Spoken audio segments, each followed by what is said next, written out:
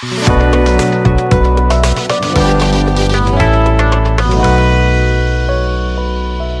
के शीर्ष नेतृत्व से साझी करने के लिए आया हूं, अपने दिल की बात कहने के लिए आया हूं।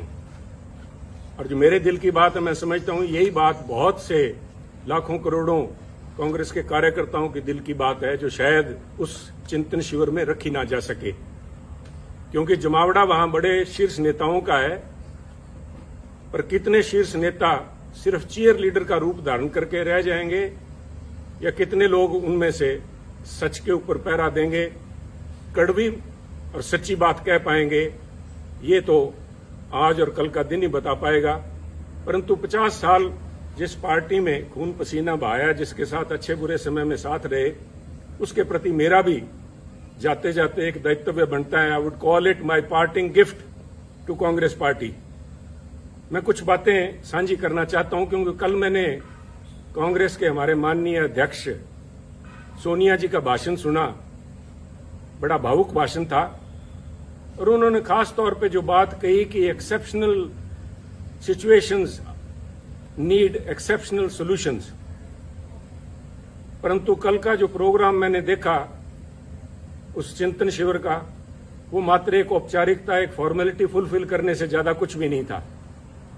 आज समय जब है पार्टी को बचाने का, आज पार्टी का अस्तित्व जो है, party is facing existential crisis, और उस समय हम इस तरह से बिहेव कर रहे हैं जैसे राष्ट्र का दायित्व आज कांग्रेस पार्टी के कंधों पे है। कमेटियां बनाई गई हैं, 6 किस्म की कमेटियां हैं, जो कि फॉरेन पॉलिसी भारत की डिस्कस कर रही है, कोई इकोनॉमिक पॉलिसीज, आर्थिक पॉलिसीज के ऊपर डिस्कशन चल रही है, एग्रीकल्चर पॉलिसी के ऊपर डिस्कशन कर रही है। मेरा मानना है कि बिल्कुल कांग्रेस आज एक मेन अपोजिशन पार्टी है, और हमारा ये फर्ज भी बनता है कि हम इन विषयों के ऊपर हमारी एक राय हो। परंतु उससे भी ज्यादा, जैसे कहते हैं कि घर को सजाने का तसव्वुर तो है बहुत, घर को सजाने का तसव्वुर तो है बहुत, पहले ये तो तय हो कि घर को बचाएं कैसे। पहले ये तो हम आपस में बैठ के नाता डिस्कस कर लें। मैं अपने आप की आज भी आदत नहीं जाती, मैं आप नेताओं से, कांग्रेस जन से बात कर रहा हूं कि आप ये तो तय करेंगे कांग्रेस को बचाओगे कैसे, क्योंकि अगर बचाने की नीयत होती है और ये एक मात्र औपचारिकता ना होके चिंता, यहां पे ये चिंता का शिविर होना चाहिए था, ना कि चिंतन का। चिंता तो दिखाई नहीं दी। अगर चिंता होती वास्तविक में, तो वहां पे एक कमेटी, उन 6 कमेटियों के साथ कमेटी एक यूपी के ऊपर भी बनती कि उत्तर प्रदेश के अंदर कांग्रेस की ऐसी दुर्दशा क्यों हुई। 403 सीटों में से करीबन 390 सीट्स के ऊपर कांग्रेस के जो प्रत्याशी थे, उनको मात्र 2000 वोट भी नहीं आ पाए। आप सब समझते हैं कि पंचायत के मेंबर का जो कैंडिडेट होता है वो भी 2-4 हजार वोट ले जाता है। एक कांग्रेस का एमएलए उत्तर प्रदेश, जो कि दिल है हिंदुस्तान का, वहां पे कांग्रेस के नेताओं की ये दुर्दशा होनी, नेताओं की नहीं, मैं समझता हूं ये शीर्ष नेतृत्व की और पार्टी की दुर्दशा है। उसके ऊपर कोई कमेटी बनी, क्या उस पर कोई विचार करेगा? कल कोई अजय जी, जो लालू जी हमारे, अजय लालू जी हमारे प्रधान है, क्या वो बात करेंगे, साझा करेंगे क्या कारण रहे, क्या कमी है, उनको सुधारने का प्रयास किया जाएगा।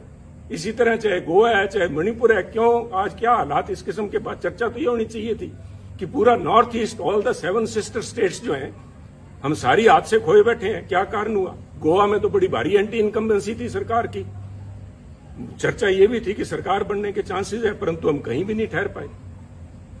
और उत्तराखंड की बात कीजिए, और उत्तराखंड की तो मैं स्पेशली बात करना चाहूंगा कि 2 सूबे प्रांत ऐसे थे जिनकी बातचीत हो रही थी कि उत्तराखंड और पंजाब के अंदर कांग्रेस बहुत ही अच्छा प्रदर्शन करेगी और दोनों में सरकार कांग्रेस की बनेगी। फिर क्या हुआ? क्या कोई वहां बता पाएगा कि उत्तराखंड के जो मुख्यमंत्री के प्रत्याशी थे हमारे हरीश रावत जी, उनका एक पांव पंजाब में था, एक पांव उनका देहरादून में था इलेक्शन दिन तक। क्या वो सोच लेके आए थे? क्या सोच के साथ हरीश रावत जी को पंजाब का प्रभारी बना के भेजा गया? क्या उनकी मंशा सिर्फ इतनी थी कि हम तो डूबे हैं, सनम तुमको भी ले डूबेंगे? खुद तो उनकी जो दुर्दशा हुई, और मैं इसमें कहने में संकोच नहीं करूंगा, मैं पहले भी कह चुका हूं और आज फिर कह रहा हूं, अगर हरीश रावत जी आ रहे हैं तो I call it divine justice, he deserved it.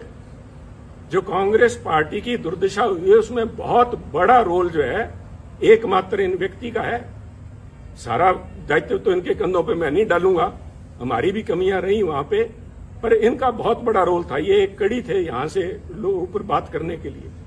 और उससे भी ज्यादा जरूरी, जब उत्तराखंड की बात करते हैं तो पंजाब की बात कैसे ना करेंगे। मैं पंजाब की बात के ऊपर कुछ समय लूंगा। मैं आपसे धैर्य की अपेक्षा करता हूं कि कृपया थोड़ा धैर्य रखें, क्योंकि पंजाब का मुद्दा सिर्फ वहां पे सरकार बनने ना बनने तक सीमित नहीं है। बहुत ही एक आधारभूत मुद्दा है जो पंजाब से जुड़ा हुआ है। पंजाब में जो घटनाएं वापरी हैं और जिस वजह से वहां पे पार्टी की जो दुर्गत हुई है पंजाब में, उसकी समस्याएं जो हैं उनके दूरगामी और आधारभूत उसका प्रभाव पड़ेगा। एक बात मैं मानता हूं कि देश जो है, भारतवर्ष जो है, एक सेकुलर देश है। और उस भारतवर्ष के अंदर अगर सबसे कोई सेकुलर प्रांत है तो मुझे इस बात का गर्व है कि वो पंजाब है। और पंजाब ने बार बार ये दर्शाया है, यहां तक कि 25,000 पंजाबियों ने कुर्बानी दे के भी, आतंकवाद के उन काले दिनों में 25,000 पंजाबियों की कुर्बानियां हुई, परंतु वहां आपसी भाईचारे और सेकुलरिज्म के ऊपर आंच भी नहीं आई। परंतु आज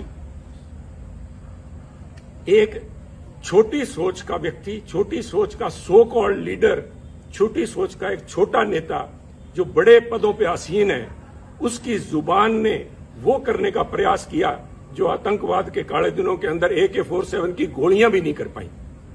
ये तो पंजाबियों को मैं दाद देता हूं कि उन्होंने फिर से मौका संभाला। और आप देखिए, जीता जागता सबूत देखिए। अगर किसी को इस बात के परिणाम की, इसको प्रूफ की जरूरत है तो वो देखिए कि इस इलेक्शंस के अंदर जिसके नतीजे 10 मार्च को भी आए हैं, अगर धर्म की बात करें, सिखों ने, जो सिखों की पंथक पार्टी अकाली दल, उसको वोट नहीं डाला। हिंदुओं ने बीजेपी को वोट नहीं डाला। और SC भाईचारे ने, हमारे दलित भाइयों ने कांग्रेस को वोट नहीं डाला। पंजाबियों ने एक सिख के तौर पे, एक हिंदू के तौर पे, एक दलित के तौर पे, क्रिश्चियन या मुस्लिम के तौर पे नहीं, उन्होंने पंजाबी के तौर पे वोट डाला। और इस सारे आडंबर को ढा के उन्होंने एक आस और उम्मीद को वोट डाला, एक रंगले पंजाब की आस, एक बेहतर फ्यूचर, बेहतर भविष्य की आस में उन्होंने वोट डाला। वो आस कितने हद तक पूरी होती है तो समय बताएगा, परंतु पंजाबियों को ये दाद देनी होगी कि उन्होंने ये काली नजर जो हमारे कांग्रेसी नेता जो लगा रहे थे, जो हिंदू, सिख या दूसरे भाईचारों के अंदर जहर का बीज जिन्होंने बोया, मैं तो आज इस माध्यम से खासतौर पे कांग्रेस अध्यक्षा सोनिया जी से निवेदन करूंगा, मेरी हाथ जोड़ के करबद्ध प्रार्थना है, सोनिया जी, राजनीति सारे देश में कर लीजिएगा, परंतु पंजाब को बख्शिए। पंजाब ने बहुत काले दिन देखे हैं। पंजाब में अगर पंजाब को परसेंटेज के प्रिज्म से नहीं देख सकते आप, पंजाब को 33% अमुक कौम है, 40% अमुक कौम है, बाकी बचते नॉन सिख हैं या किस खाते में डाल रहे हैं, कृपया करके बख्शिए पंजाब को। पंजाब एक है। ये जो बात जिन लोगों ने, आपके जो नेता, आपकी सलाहकार है, मैं नाम भी लूंगा क्योंकि आज वो उन्हीं के चलते सारा बखेड़ा खड़ा हुआ है कि आज मेरे को इस चैनल पे के माध्यम से आपसे बात करने की जरूरत पड़ रही है। अंबिका सोनी जी के एक जबान ने, मैं समझता हूं, ना सिर्फ कांग्रेस को, तो कांग्रेस का तो बंटा उन्होंने बेड़ा डुबाया, परंतु उन्होंने पंजाब के माथे पे कलंक लगाया, सिखों के माथे पे कलंक लगाया, सिक्खी के माथे पे कलंक लगाया। उन्होंने हिंदुओं को बदनाम किया, हिंदुओं को निरादर किया। क्या ऐसे नेता का कांग्रेस में बने रहने का कोई हक है, कोई औचित्य है? अगर औचित्य है तो मैं आपसे निवेदन करूंगा कि आज के समागम के अंदर जब उदयपुर में वो बैठी हैं और आपके साथ मंच पे बराबर बैठी हैं, तो उनसे निवेदन करें कि उठ के वो बताएं कि Punjab, what is Sikhism, Sikhism है क्या जिसको उन्होंने इतना बड़ा दोष लगा दिया। This is nothing. उनका ये बयान कि पंजाब के अंदर अगर हिंदू मुख्यमंत्री बनता है तो पंजाब में आग लग जाएगी, इसका मायना ये हुआ कि जो सारे सिख हैं, सारे पंजाबी भाईचारा है, वो हिंदुओं के खिलाफ डांगे लेके घूम रहा है। हिंदू सिख भाईचारे के अंदर दरार डालने की ये जो कोशिश, खुदा आपकी सलाहकारा अंबिका सोनी जी और उनके जो कुछ चंद चेले जो हैं, जो पंजाब के अंदर बैठे थे जिस समय ये फैसला हो रहा था, 4-5 जो यहां थे, और वो 4-5 मोस्टली आज वहां आए हुए हैं आपके पास वक्ता के तौर पे, उनको बेनकाब करना जरूरी है। उन्होंने कहा था कि अगर हिंदू बन गया पंजाब में मुख्यमंत्री तो पंजाब में आग लग जाएगी। Is this some pre-planned way of vilification of Sikhs? Are you trying to vilify a whole community? कि वो इतने इंटॉलरेंट है, उनके अंदर ये सहनशीलता ही नहीं है कि किसी और को बनता देख सके। और इनकी अंबिका जी की बात में अगर कहीं सच्चाई होती तो मैं समझता हूं कि अकाल तख्त के जत्थेदार साहब ने जिस दिन इनका बयान आया उसी दिन उन्होंने कहा, अकाल तख्त साहब का वो बयान मैं समझता हूं स्वर्णिम अक्षरों में दिखा जाने वाला है कि पंजाब के अंदर हिंदू सिख होना कोई मायने नहीं रखता। सोनिया जी, मैं आपसे निवेदन करना चाहूंगा, अकाल तख्त कोई छोटा मोटा जगह नहीं है, is a temporal seat of Sikhism.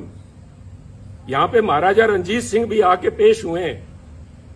अगर उनके हेड ग्रंथी ये बात कहते हैं, वहां के जत्थेदार साहब कहते हैं, तो ये क्या ज्यादा सिखों के बारे में या पंजाब के बारे में जानते हैं? एक ऐसा लीडर, एक तरफ हम इल्जाम लगाते हैं आम आदमी पार्टी के ऊपर कि वो पंजाब का भला नहीं कर पाएंगे क्योंकि उनकी लीडरशिप दिल्ली से चलाती है, जिनको दिल्ली के बारे में ज्ञान नहीं।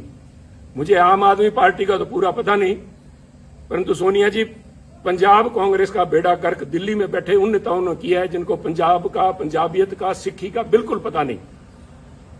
सरबत दा भला गुरु महाराज का मूल मंत्र। I am not a Sikh scholar, परंतु मैं अपने आप पे गर्व है कि मैं पंजाबी हूं। मुझे इस बात का मान है कि गुरु महाराज ने जो मूल मंत्र दिया था वो था मानस की जात सब एको पहचान में, सरबत दा भला, यूनिवर्सल ब्रदरहुड। कौन सी लैंग्वेज समझाऊं मैं इनको, अंबिका जी को? कौन सी लैंग्वेज में ये बता पाएंगे, जवाब दे पाएंगे? और इनके जो पिछ लगू वहां पे बैठे हैं उनसे मैं निवेदन करूंगा कि वो खड़े होकर वहां पे मंच पे बताएं कि किस वजह से पंजाब को बदनाम किया, पंजाबियों को बदनाम किया गया। और ये सोनिया जी, मैं बार बार इस बात पे जोर दे रहा हूं क्योंकि ये हमारी विचारधारा से जुड़ा हुआ मुद्दा है। इसका प्रभाव सिर्फ पंजाब तक सीमित नहीं रहेगा। ये तो आप मान के ले लीजिए कि जब तक इन लोगों से आप पीछा नहीं छुड़ाएंगे तब तक कम से कम पंजाब में कांग्रेस के पांव नहीं लग पाएंगे। ये आप एक मेरी भविष्यवाणी लिख लीजिए, चाहे नोट कर लीजिए मेरी तरफ से। परंतु ये मसला पंजाब तक सीमित नहीं रहेगा। This itself shows fundamental problem which is Congress is facing today. आप अपनी चाल ही भूल गए। आप अपने आप को, आप पे इल्जाम लगते हैं कांग्रेस पार्टी के ऊपर सूडो सेकुलरिज्म के, कभी सॉफ्ट हिंदुत्व के, और कभी इस किस्म के बयान आ जाते हैं जिनको कुछ लोग कहेंगे मेजोरिटेरियन एक्सट्रीम लिए बैठे हैं आप। इन बातों का आपके ऊपर जो प्रभाव पड़ेगा वो मैं समझता हूं। आप इन सारे जो इल्जाम लगते हैं आप इनको तस्दीक कर रहे हैं। ये लोग आपके पास मंच पे बैठे हैं, यू आर विटिंगली और अनविटिंगली एंडोर्सिंग देयर व्यू। ये कौन, मेरा गुनाह क्या था? जब ये अंबिका जी का बयान आया, इनके चेलों का बयान आया कि पंजाब में अगर हिंदू मुख्यमंत्री बनता है आग लग जाएगी, तो मैंने कहा ये सोच कांग्रेस की सोच नहीं है। ये सोच किसी एक, I said, a petty person, a small-minded person occupying high positions, and I meant your advisor, Ambika ji. Let me be honest with you. मेरे को फांसी लगानी है, लगाइए आप। मैं आज यहाँ सफाइयां देने के लिए नहीं आया आपके पास में। मैं तो आपको एक राय देने के लिए आया हूं जो पंजाब की भावना आपके सामने रखना चाहता हूं। अगर इन लोगों को आज आप भी अपने साथ बिठाए बैठे हैं पंजाब में, आप भूल जाइए पंजाब के बारे में। इनको ना सिर्फ सिख, ना सिर्फ हिंदू, बल्कि पंजाब का एक एक बच्चा इनको कोसेगा और इनको ये परिणाम भुगतने पड़ेंगे, अंबिका जी को और इनके इन चेलों को, जिन्होंने यहाँ पे पंजाब कांग्रेस भवन में या होटल के कमरों में जाके अजय माकन जी को या हरीश रावत और उनको हरीश बायतू को जाके जो कहा था, इसका देना आपको देना पड़ेगा। परंतु आज अगर आप भी नहीं समझते, पंजाब के लोगों ने आपको जो कुछ दिखाया है उसके बाद भी अगर नहीं समझे, और आप आज भी, जैसे मैं समझता हूं it was a poor attempt to portray Congress as BSP in Punjab. आपने निर्णय, राहुल जी ने लिया, बड़ा अच्छा निर्णय था, सबसे पहले स्वागत मैंने किया था, that he has broken a glass ceiling. पर जिस तरीके से उसको प्रस्तुत किया गया, तो लोगों ने कहा कि अगर हमने जात पात और जाति के आधार पर वोट डालना है तो हम नकली बीएसपी को वोट क्यों डालें, असली बीएसपी को क्यों नहीं डाल लेते? और वही मसला आपके साथ, चाहे आप जब सॉफ्ट हिंदुत्व की बात करते हैं, लोग कहेंगे अगर वोट ही धर्म के नाम पे डालना है तो फिर बीजेपी को क्यों ना डालें, ये नकली बीजेपी को क्यों डालें? तो आप अपने वजूद पे रहिए। Don't this drift off your intellectual, you are losing the moorings, intellectual moorings. यही तो आपके पास सारा कुछ था। इसी विचारधारा के साथ तो लोग हमारे जैसे जुड़े थे। और आप में दूसरों में फर्क क्या है, इसका कौन जवाब देगा? ये जवाब तो आपको ढूंढने पड़ेंगे, इसके लिए किसी सलाहकार की जरूरत नहीं पड़ेगी। इसके साथ ही पंजाब की जब मैं बात करूंगा, मैं नहीं चाहता था कि मैं अपनी बात करूं, मैं यहां सफाई फिर से कह रहा हूं, मैं सफाई देने के लिए यहां नहीं आया। मैं अपने एक एक शब्द के ऊपर आज कायम हूं। मैंने जब आपको कहा था कि ये जो दिल्ली के अंदर आपके पास लोग बैठे हैं, आपको आंखें दिखा के और बाहर जाके कहते हैं समझौता हमसे करने का प्रयास करिए कांग्रेस अध्यक्ष, उन्होंने ना सिर्फ आपकी पद की गरिमा को ठेस लगाई बल्कि कांग्रेस की सोच को भी ठेस लगाई। मैं आज भी उस बात पे पहरा देता हूं, परंतु मैं इसलिए कह रहा हूं कि मुद्दा मुझे नोटिस दिया गया, सो कॉल्ड नोटिस, वो तो हमको कहें काफिर, ये अल्लाह की मर्जी है। कमाल होगी साहब। मैं तो आपसे ये पूछना चाहता हूं, सोनिया जी शायद आपको मालूम नहीं था, मैं देखिए इतनी बड़ी संस्था है, आपके पास कितने ही पूर्व या एक्टिंग कांग्रेस प्रधान सूबों के रहे होंगे, शायद आपको नहीं पता था कि सुनील के पास कोई भी पद नहीं है। जब आपने सुनील के खिलाफ एक फरमान जारी किया कि सुनील को पार्टी के सभी पदों से निलंबित किया जाता है, मेरे पास पद था कौन सा साहब? मेरे पास तो एक विचारधारा है, वो आज भी मेरे पास है। मैं अपनी बात पे आज भी खड़ा हूं। आप कहीं बदल गए होंगे, आपकी सोच बदल गई होगी। सुनील तो जाखड़ तो जहां खड़ा था वहीं खड़ा, ये हमारी कमजोरी है, यही हमारी स्ट्रेंथ है। हम तो जहां हैं वहीं खड़े हैं। परंतु जिन्होंने, वो कहते हैं कि आपने संबंध विच्छेद नहीं किया सुनील जाखड़ से, आपने दिल तोड़ा है। दिल भी तोड़ा तो तूने सलीके से न तोड़ा, बेवफाई के भी कुछ आदाब होते हैं। नोटिस दे रहे हो सुनील जाखड़ को, 50 साल 3 पीढ़ियों का संबंध है। मुझसे बात करने में किसी को शर्म आ रही थी? ये मैं सारे जवाब आपको दे सकता था, परंतु मैं आज जवाब देने के लिए नहीं आया। मैं जो बात देने का आपसे कहने के लिए आया हूं, जिस क्या कहूं मैं, मजाक कहूं या इसके ऊपर तरस आता है मुझे, मुझसे आपने मुझे नोटिस दिलाया, एक ऐसे व्यक्ति से नोटिस दिलाया, और इस बात के लिए नोटिस दिलाया कि मैंने आपकी सलाहकारा के खिलाफ अपशब्द बोले हैं। चलो मैंने तो आपकी सलाहकार अंबिका जी के खिलाफ जो कुछ बोला ना बोला, पर नोटिस इससे दिलाया आपने। तारिक अनवर जी एक बड़े सुलझे हुए परिपक्व नेता हैं, उनका तो आपको ध्यान होगा कि वो 1999 में, आज से करीबन 20 साल से ज्यादा पहले, कांग्रेस छोड़ के चले गए थे। आपको ये भी पता होगा कि वो क्यों छोड़ के गए थे। वो ये कह के छोड़ के गए थे कि सोनिया गांधी एक विदेशी महिला है, और विदेशी महिला अगर इंडियन नेशनल कांग्रेस की अध्यक्षा बनती हैं तो मैं उसे कदापि सहन नहीं कर सकता। और यही तारिक अनवर साहब, संगवा साहब और पवार साहब के जाके इन्होंने सरकार अपनी पार्टी बनाई थी। आप भूल गए क्या? कोई आपको बताने वाली, ये सलाहकार आपकी बताने वाली थी नहीं क्या? और ये क्या बताएंगी साहब?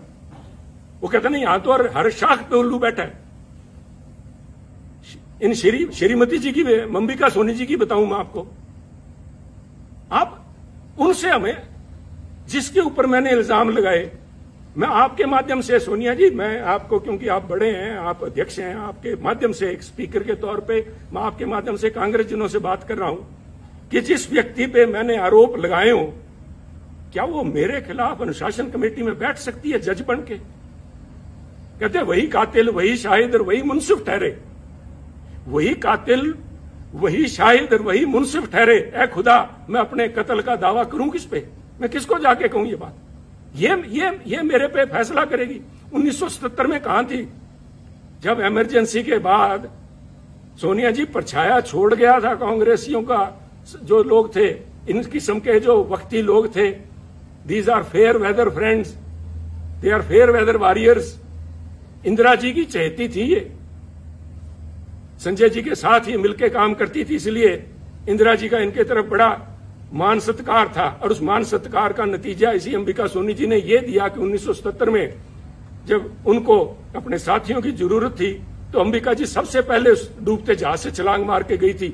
जहाज से डूबने वालों को क्या कहते हैं मैं नहीं इस चक्कर में पड़ूंगा।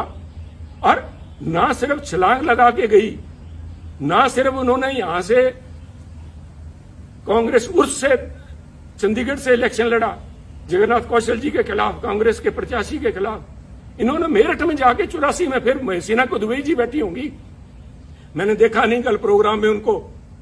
मैं अल्लाह ताला से यही दुआ करता हूं कि उनकी सेहत कायम रहे, वो यहां हो। उनसे पूछिएगा कि इन अंबिका सोनी जी ने इंदिरा जी के खिलाफ क्या क्या अभद्र भाषा इस्तेमाल की थी।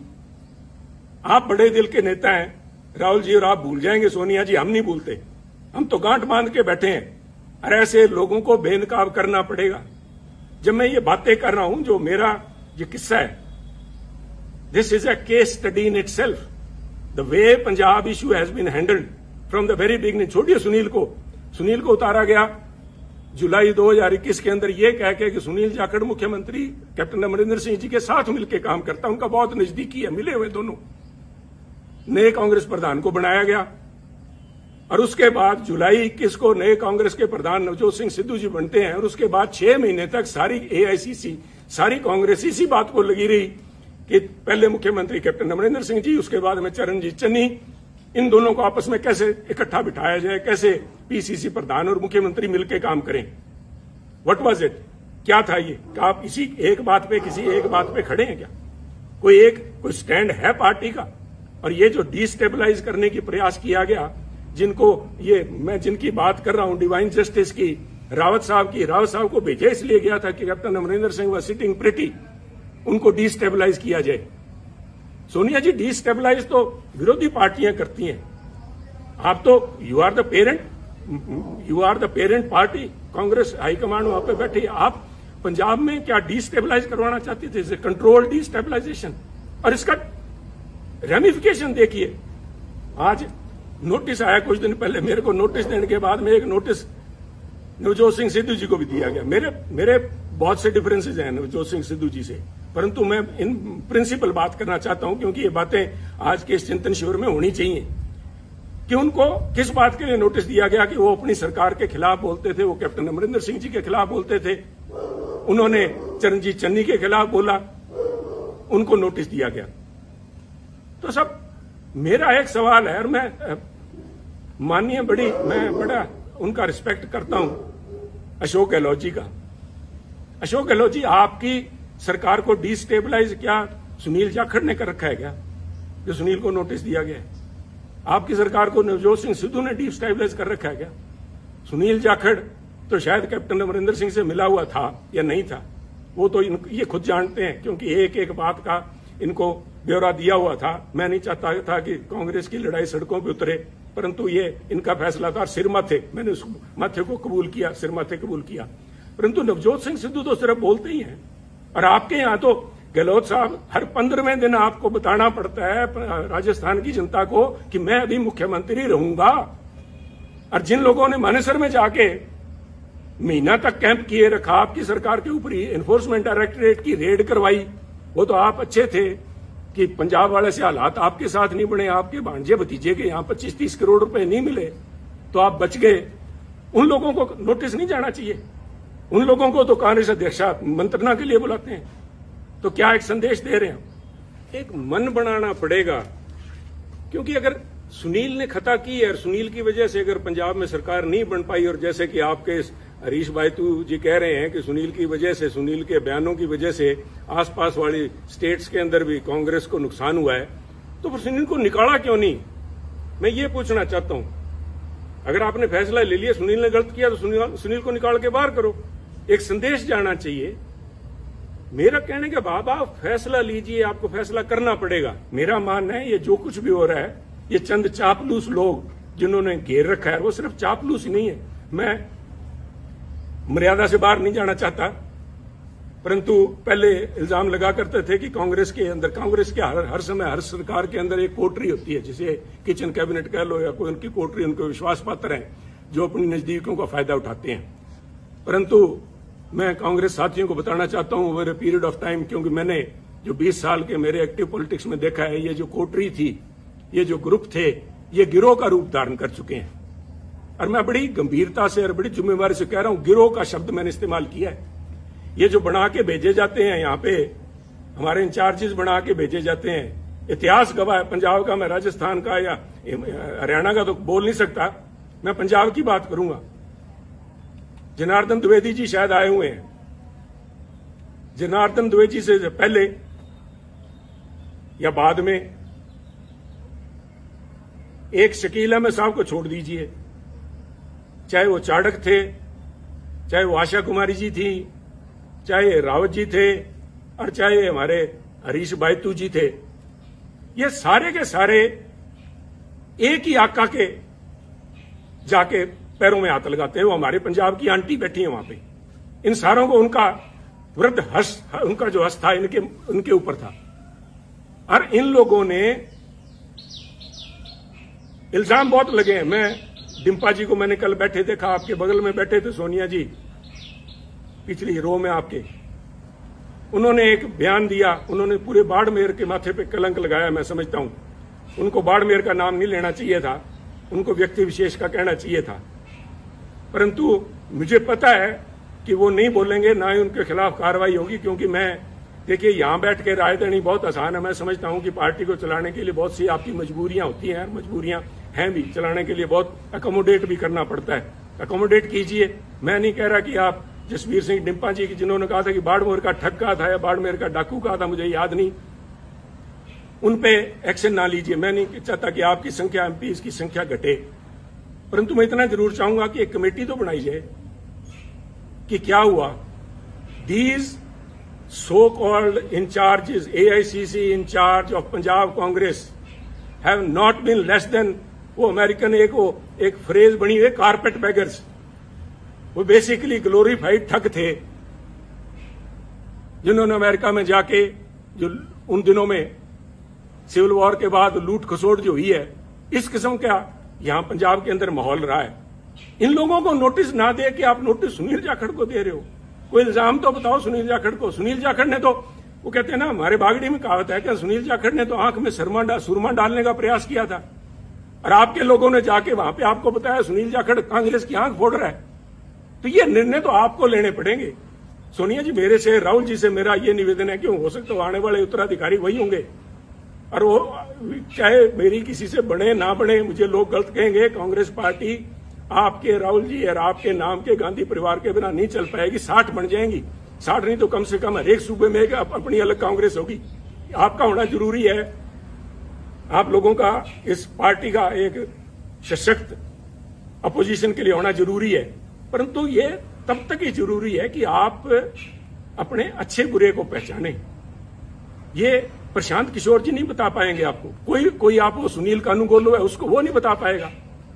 This is a responsibility of the boss himself. अगर आप लीडर हैं तो आपकी परख होनी चाहिए। आप छोड़िए, आप शायद, I have always claimed that Rahul Gandhi ji एक बहुत ही बढ़िया इंसान है। आई स्टिल बिलीव इट, चाहे आज मेरे फर्क है, चाहे जो भी है, जो आवाज उठनी चाहिए थी, सच के साथ में खड़ी होनी चाहिए, नहीं उनकी मजबूरियां होंगी, परंतु is a very fine man, is a very upright. और मैं अगर कांग्रेस के अंदर इतने साल लिप गया तो उसका बहुत बड़ा कारण राहुल गांधी जी, मैं आज भी मानता हूं। अगर वो और कोई छोटे दिल का व्यक्ति वहां बैठा था, उससे पहले ये तोड़ बिछड़ा, उससे पहले भी वो लेना था। परंतु राहुल जी, आपको भी आजकल एयरक्राफ्ट के अंदर ये सुखोई और वहां पे लड़ाई चल रही है, उनके अंदर एवरी एयरक्राफ्ट, इवन टैंक्स के अंदर भी एक होता है IFF, called identification of friend और फो। दुश्मन और दोस्त की पहचान कराने के लिए उसके अंदर इंस्ट्रूमेंट लगा होता है, जो फ्रीक्वेंसी आपस में एक्सचेंज करके पता करता है कि मैं जिस पे मिसाइल दाग रहा हूं वो कोई मेरा दोस्त तो नहीं है। आपने इन पिछलगुओं के कहने से मेरे पे नोटिस की मिसाइल दाग दी, मेरा क्या बिगाड़ देंगे आप? पर आपने अगर पार्टी चलानी है तो ये आपको फैसले लेने पड़ेंगे, ये कमान अपने हाथ में लेनी पड़ेगी। ऐसे चापलूस लोगों से, इन बेगैरत लोग हैं। मैंने वहां पे एक बड़ी नेता को गिड़गिड़ाते देखा है कि मेरे को टिकटों की उसमें कमेटी के अंदर रहने दिया जाए। राहुल जी ने मना कर दिया था, शी हैज वेस्टेड इंटरेस्ट। उसके बावजूद वो गिड़गिड़ा के, उनके लिए बहुत बड़ी बात है। परंतु इन चापलूस और बेगैरत लोगों के बीच में रह के मैं समझता हूं हमारी जो कांग्रेस की नेतृत्व है वो गैरतमंद लोगों से बात करना और उनके सलीके को भूल गए हैं। परंतु ये आपको मुबारक हो, ये चापलूस आपको मुबारक हो। एक आखिरी बात कहना चाहूंगा, फैसला लीजिए।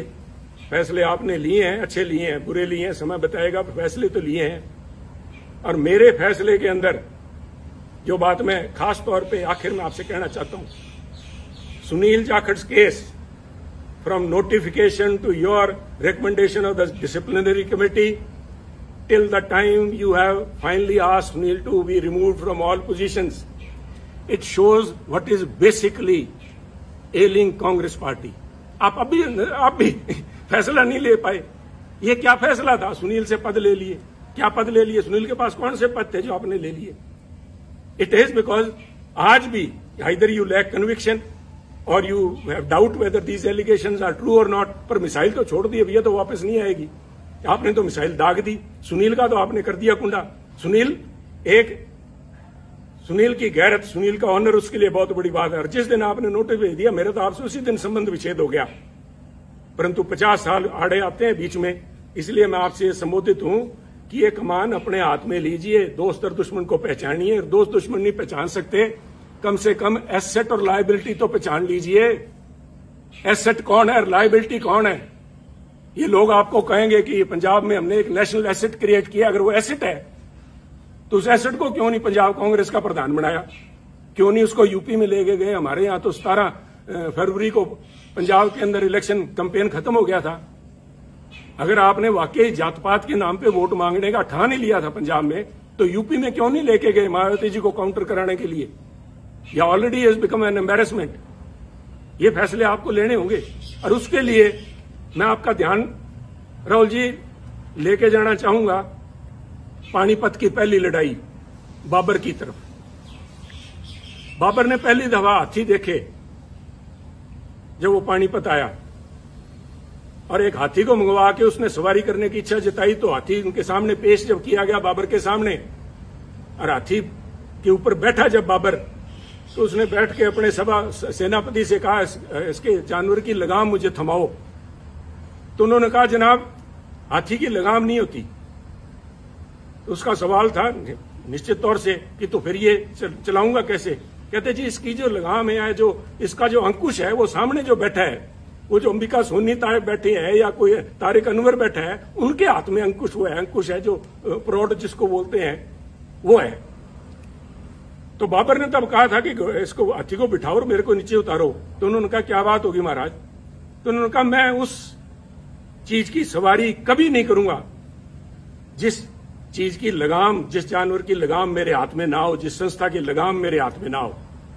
तो मेरी आपसे बेनती यही है, with all due respect and for all the respect and all the time we have spent together and with the party, 50 साल की आगे बढ़िए, कमान सामिए और इन पिछले को ऊपर छोड़ के कांग्रेस पार्टी को अगर जिंदा रखना है तो ये लगाम अपने हाथ में लीजिए। वरना इस किस्म के जो चिंतन शिविर हैं, इसी प्रशांत किशोर ने आपको कहा था, यूपी में आपको लेके गए थे, कैंपेन का नाम था खाट पे चर्चा। आज कांग्रेस पार्टी खटिया पे नजर आ रही है। अगर आज समय रहते नहीं संभले, वक्त की फिक्र करना दा क़यामत आने वाली है, तेरा जिक्र भी ना होगा दास्तानों में। तो इसलिए शुभकामनाओं के साथ, चाहे आज मैं समझता हूं कि this is my parting gift, my last word spoken to the congressman, but मैं इस विश्वास के साथ कह रहा हूं कि कोई ना कोई, मैंने आज भड़ास निकालने के लिए नहीं, आप में कमियां निकालने के लिए नहीं, उन बातों को उजागर किया है जिनके ऊपर चिंतन भी नहीं, चिंता करने का विषय है। आज आपका भी इम्तिहान है, और वो जो 450 सो कॉल्ड सीनियर लीडरशिप बैठी है, आज मैं देखना चाहूंगा कि कितने लोग खड़े होकर सच्चाई पे पहरा देते हैं, कितने लोग खड़े होकर कहेंगे कि वो 5-4 जो पंजाब वाले आए हुए हैं जिन्होंने आग लगाने की बात की थी, उनको बाहर निकाला जाए हॉल से।